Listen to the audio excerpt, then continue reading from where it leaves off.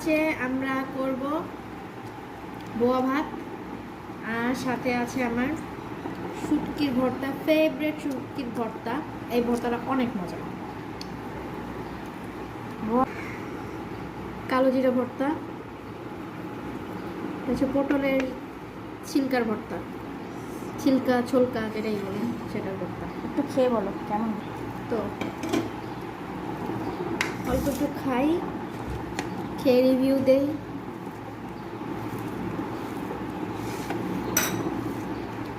শুটকির ভর্তাটা নিলাম, বিসমিল্লাহ।